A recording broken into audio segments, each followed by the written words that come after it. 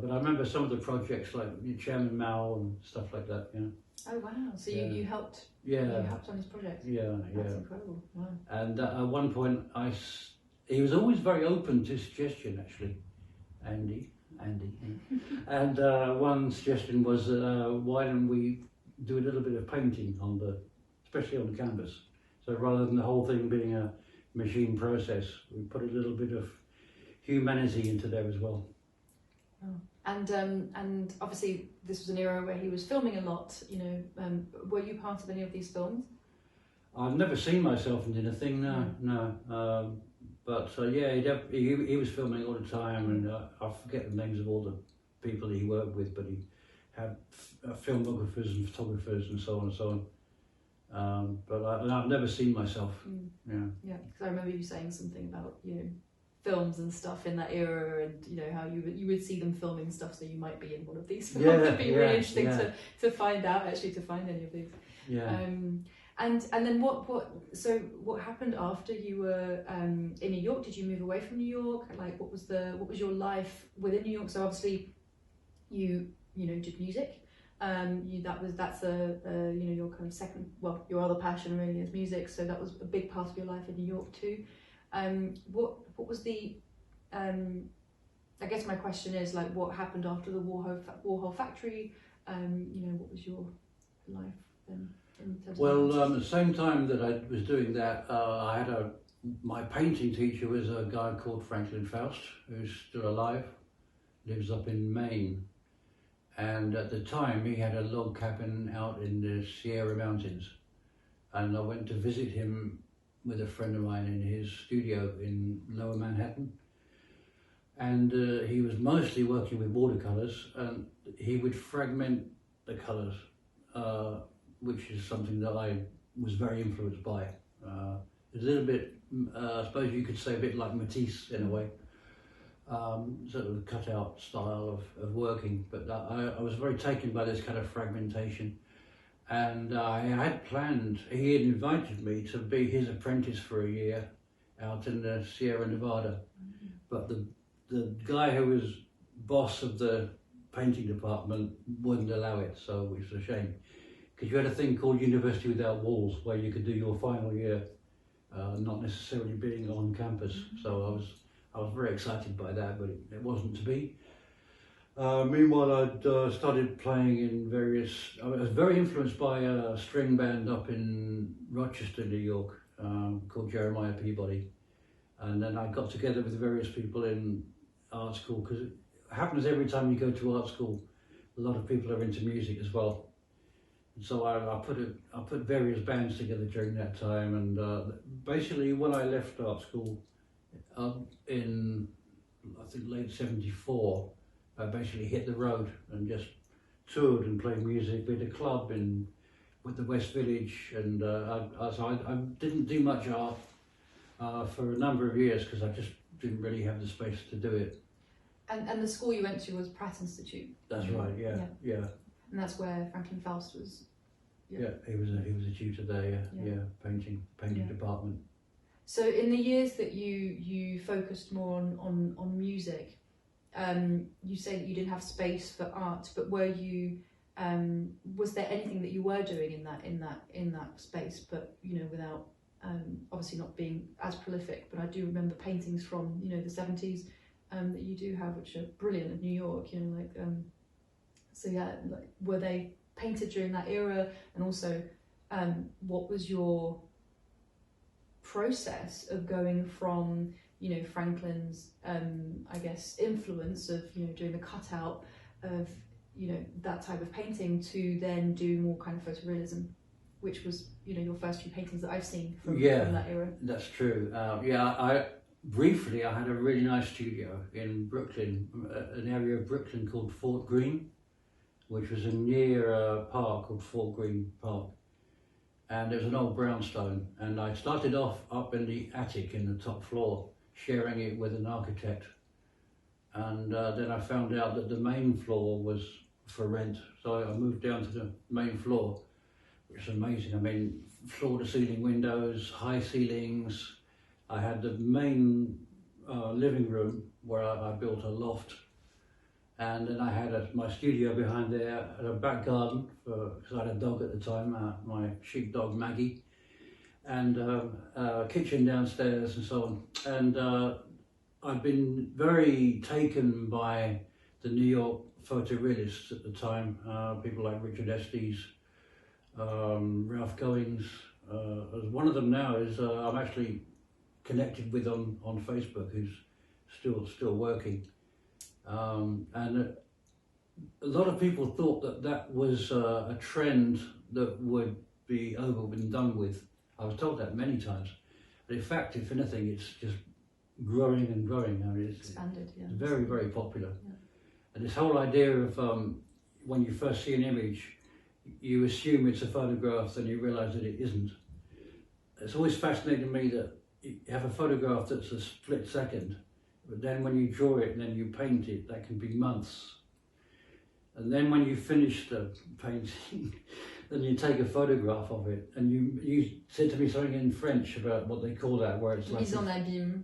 Mise en abîme. Abîme. Yeah, when you have something that is related to the thing that's inside it. So right. It's basically a photograph within a photograph, yeah. or a painting within a painting. Yeah. Right. So mise en abîme. So it's like a mad cycle, right? Yeah. Yeah. So so I think over the years after that, I didn't only always paint realistically. I would do what I would call semi-abstracts, using some of the fragmentation. And of course, I mean, I didn't realise that in this chat we were going to come up to such recent times, but with the advent of technology and digitization and so on, it's incredible what you can do now. And what's always fascinated me is the relationship between the analog and the digital, so the human and the machine. And I think there's an integration that's very interesting between the two. That's kind of where I work.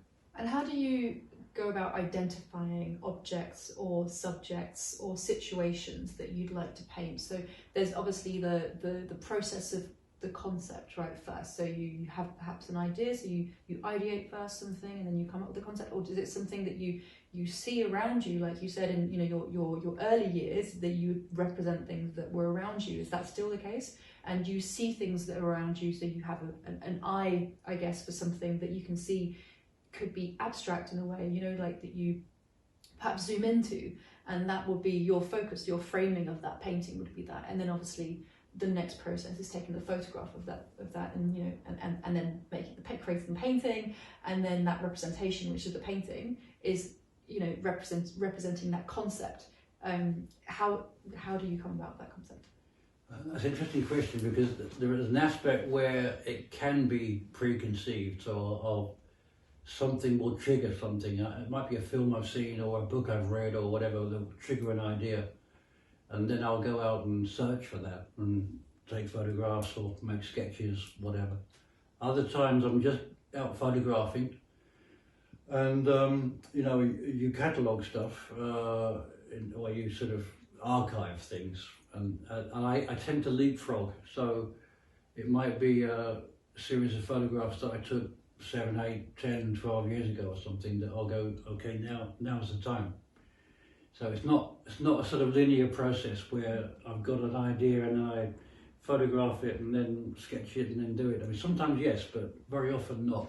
So you have a big bank of ideas on your mind, or in photograph, in photography, like in photograph form, I guess, in like you already have the images and a series available, but yeah, you're kind of finding the right time to do them. Yeah, I mean, I'm quite eclectic with what I do, and a lot of people, it seems like you're supposed to, as an artist, have a theme that you're researching and exploring, because a lot of artists do that, and to be eclectic is kind of maybe odd in a way. Because I will do landscapes, interiors, still life, portraits, architecture, water, skies, all kinds of things. But to me, it's just what's around you and what you think would be interesting to work on. And there's something that you asked me before, but when we were talking about these things, where if I had a preconceived idea of what the actual finished piece would be like. And I think the way I thought about that was you have your initial emotional, to some extent intellectual relationship with the image. But then when you actually start to prepare everything, so you're stretching your watercolour paper, you're getting your pencils in order, or you're stretching a canvas and gessoing it and all that, then it comes to the moment of truth and you're sitting in front of this blank canvas thinking, how am I going to do this? And that's partly why we've got this painting here, because to me this is like a deciphering process. And I don't think I could have done that without the help of technology. Because the original curtains, where we used to live in Tunbridge Wells some years ago, were actually brown. And this colour, Winsor & Newton do a couple of greys that I've always liked. One is called Payne's Grey, which is what this is a facsimile of, but my own mix in oil paint. And there's another one called Neutral Tint, and I've always quite liked those. So in order to work out all these different shades, it's actually quite a technical process. And this is a prime example of something where I have the whole thing set up, and then when it came to actually do it, I'm like, can I do it? And I just don't know if I can do it. So it's a challenge. Yeah. Every time. Yeah. And that's what is that what really excites you about starting a new project? Is that challenge? Absolutely. Yeah. And in this case, what was the process? How did you get to this? Did you see a series? Did you did you see the curtain? You said this would be a great abstract.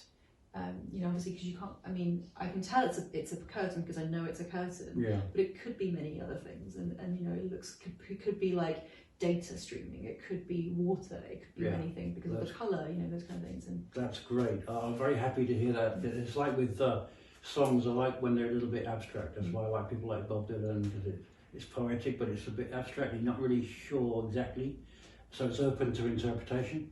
So then it becomes much more interactive. So I'm very happy to hear you say that. Great. Well, thank you very much. And it was amazing hearing all these stories. I mean, I would love to delve deeper into them, and perhaps next time we can go deeper into certain different topics from what we've just spoken about. Obviously, today was to kind of introduce Brian and his life and his work. So maybe next time we can go into more topics. Okay. Thank you very much. Thank you. Thank you.